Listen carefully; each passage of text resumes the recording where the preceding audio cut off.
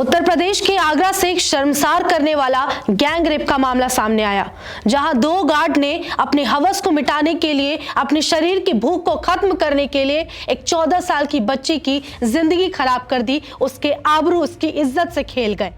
उससे भी ज्यादा अफसोस की बात यह है कि रेप होने के बाद उस पीड़िता के साथ उस राज्य की व्यवस्था, वहां की कुशासन और वहां के प्रशासन के कारण उस लड़की को कई तकलीफें और यातनाएं झेलनी पड़ी।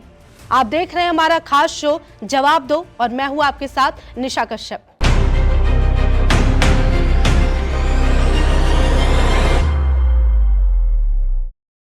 सबसे पहले जान लेते हैं कि आखिर ये पूरा मामला क्या है। उसके लिए अब जान लीजिए कि गैंग रेप जिन्होंने किया वो ये दो गार्ड हैं, जिनके चेहरे को देखकर उनकी उम्र का पता लगाया जा सकता है कि इनकी उम्र 50 साल से कम नहीं होगी। उसी उम्र या उस उम्र से ज्यादा की इनकी खुद की बेटी होगी। लेकिन यही वो दो निर्लज और बेशरम लोग हैं जो ऐसे घिनौने वारदात को अंजाम देते हुए उस 14 साल की बच्ची की जिंदगी को तहस नहस कर चुके हैं।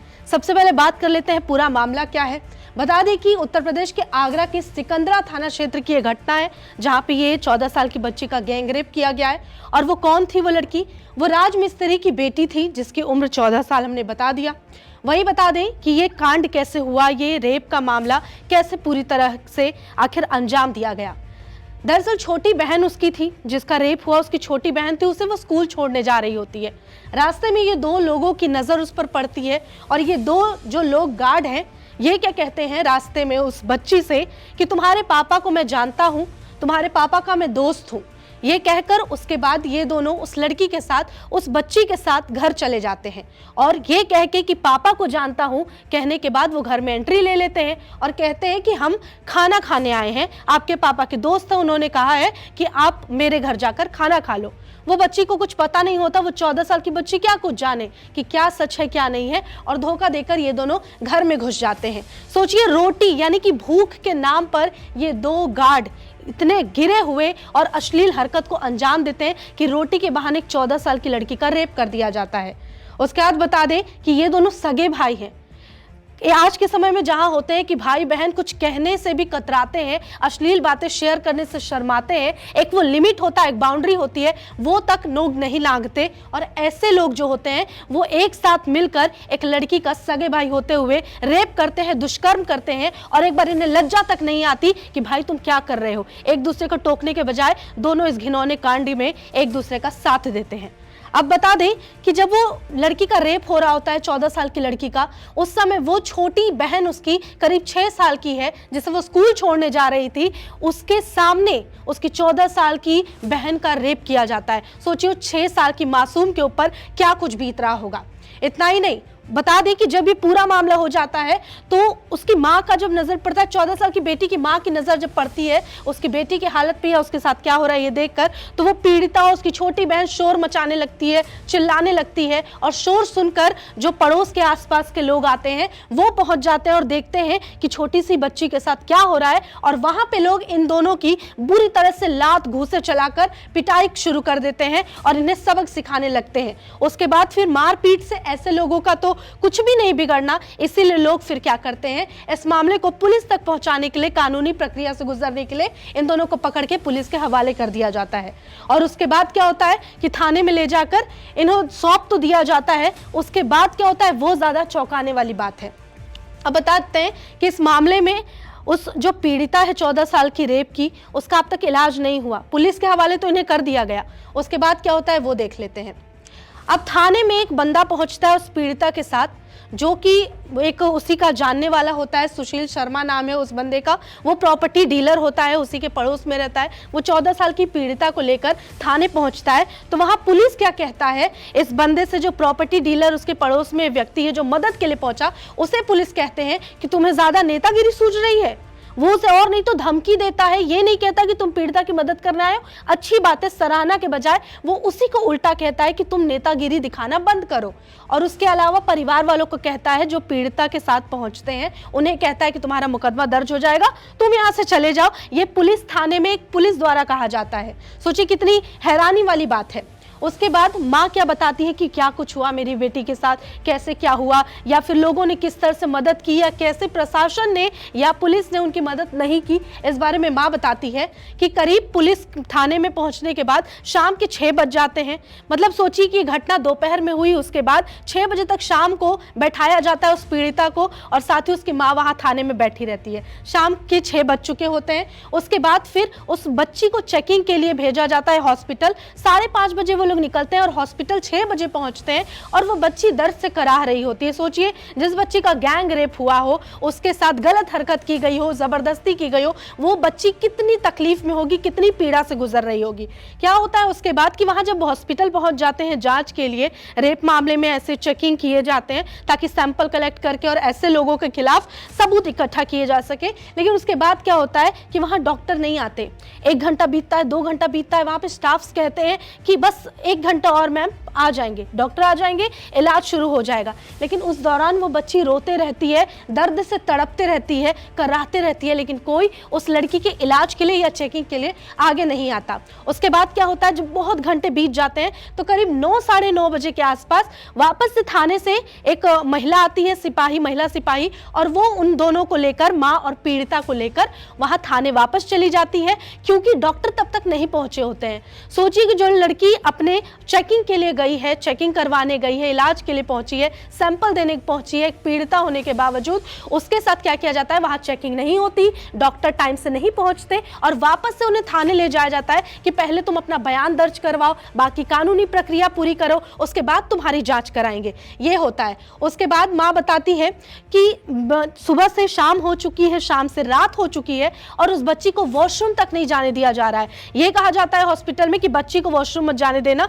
पुलिस कहते हैं कि बच्ची अगर वॉशरूम चली जाएगी तो सैंपल नहीं मिल पाएगा, और वो बच्ची एक तो दर्द से तड़प रही है, उसे वॉशरूम तक नहीं जाने दिया जाता है। इतनी ज्यादा प्रताड़ना दी जाती है उसे। उसके बाद क्या होता है, करीब रात के 12 बज चुके होते हैं। वापस थाने से उस लड़की को हॉस्पिटल लेके आया जाता है, जो पीड़िता है 14 साल की। उसके बाद रात के करीब 12 बजे उस बच्ची की जांच की जाती है, सैंपल कलेक्ट किए जाते हैं। तब तक वो बच्ची, उसकी माँ भूखे प्यासे बिना वॉशरूम यूज किए वहीं पर तड़पते रहती हैं। कहाँ पे? हॉस्पिटल में।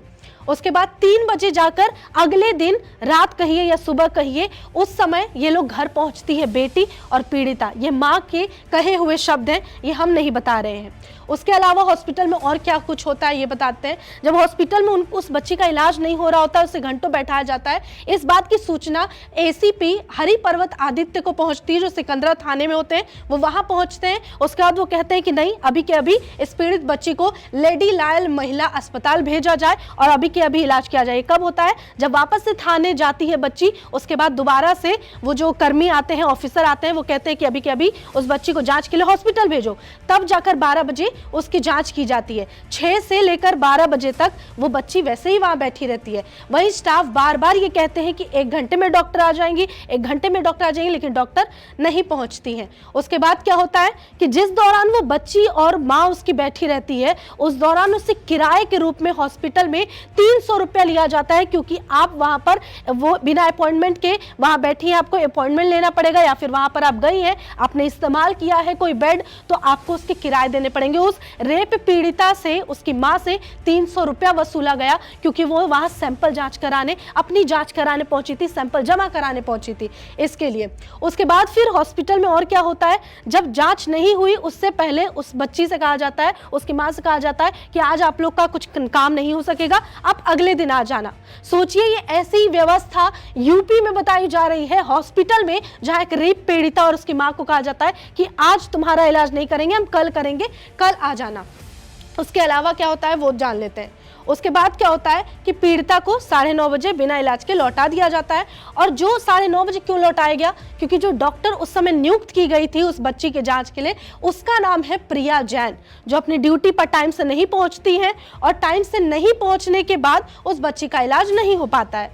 उसके बाद डीसीपी सिटी सूरज राय को ये सूचना दी जाती है कि जिस महिला डॉक्टर की ड्यूटी थी वो अपनी ड्यूटी पर नहीं पहुंच पाई है। उसके बाद जो डीसीपी हैं वहां के, वो सीएमओ ऑफिस फोन करते हैं कि ऐसा मामला है, पीड़िता यहाँ बैठी है, लेकिन जो डॉक्टर है वो अभी तक वहां मौके पर नहीं पहुंची है इलाज कराने। उसके बाद रात को 12 बजे दूसरी महिला डॉक्टर नियुक्त की जाती है जो उस बच्ची की चेकिंग के लिए पहुंचती है और तब जाके उस बच्ची का मेडिकल होता है रात को 12 बजे, और तब 3 बजे सुबह में वो दोनों माँ बेटी घर जा पाती है।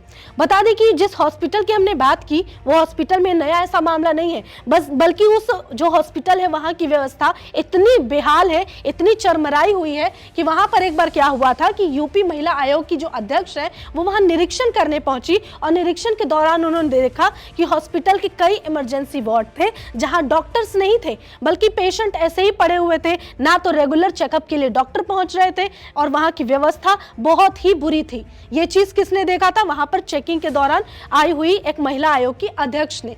उसके बाद फिर उस महिला आयोग के अध्यक्ष ने सीएमओ और वहां की कार्यशैली पर सवाल उठाए थे। ये वही हॉस्पिटल है जहां पे उस पीड़िता को घंटों ठहरना पड़ा भूखे प्यासे। अब बात कर लेते हैं कि आखिर पूरे मामले में परिणाम क्या निकला। इतना कुछ हो गया, जहां पीड़िता का रेप होता है, उसके बाद व्यवस्था जो सरकारी है उसमें भी उसे सही से काम नहीं लिया जाता, मदद नहीं पहुंचाया जाता पीड़िता को। और आखिर में अब क्या उम्मीद करते हैं? पहली बात कि वो जो डॉक्टर प्रिया नाम की है जिन्हें पहले नियुक्त किया गया था, आखिर वो कौन सा ऐसा जरूरी काम कर रही थी जो इस मामले से ज्यादा गंभीर था? ऐसी कौन सी ड्यूटी आखिर वो महिला डॉक्टर निभा रही थी जो हॉस्पिटल के बाहर ज्यादा जरूरी थी, जो पीड़िता का इलाज करना जरूरी नहीं था? उसके अलावा बता दें कि जो पीड़िता के घर पर इस पूरे मामले के होने के बाद पुलिस पहुंचती है, फॉरेंसिक टीम पहुंचती है ताकि सबूत इकट्ठे किए जा सके और सैंपल वगैरह लिए जा सके। इसके लिए सारा कुछ होने के बाद ये निष्कर्ष निकला है, ये परिणाम निकला है। उसके अलावा क्या होता है? उसके अलावा जो डॉक्टर प्रिया जैन जो अपने टाइम पर ड्यूटी करने नहीं पहुंची, जो 6 से 9:30 तक, उनके खिलाफ आखिरकार डीएम सख्त कार्रवाई करते हुए उन्हें यह कहते हैं कि ऐसी लापरवाही बिल्कुल बर्दाश्त नहीं की जाएगी। लास्ट में बस इतना होता है कि इन दोनों जो पुलिस के पास है, अब तक ये नहीं कहा गया है कि आखिरकार लास्ट में जो कंक्लूजन है वो क्या निकला है, इन पर किन मुकदमों, कौन से मुकदमे दर्ज किए जा चुके हैं। हालांकि नाबालिग बच्चे के साथ रेप के मामले में पॉक्सो एक्ट होता है जो लगाया जाता है। इन 2 सगे भाई गार्ड पर भी वही पॉक्सो एक्ट लगाया गया है, लेकिन अब तक प्रशासन की तरफ से यह जारी करके नहीं कहा गया कि उस पीड़ित बच्चे के साथ जो अन्याय हुआ उसके खिलाफ हम क्या एक्शन ले रहे हैं, या फिर इन दोनों को क्या फांसी मिलेगी, क्या वही तकलीफ इन दोनों को झेलने के लिए मिलेगा? ये सारा सवाल हमारा भी है और जनता का भी है। यहाँ सरकार से और प्रशासन से सीधे सीधे सवाल है कि आखिर उस पीड़िता को न्याय कब और इन लोगों को सजा कब?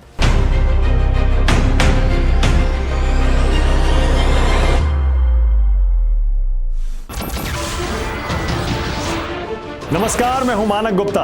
अगर आपको हमारा ये वीडियो पसंद आया हो तो इसे लाइक और शेयर जरूर करें, और हां, हमें सब्सक्राइब और फॉलो करना ना भूलें ताकि आप देश और दुनिया की कोई खबर मिस ना करें। तो जुड़े रहिए हमारे साथ और देखते रहिए न्यूज़ 24।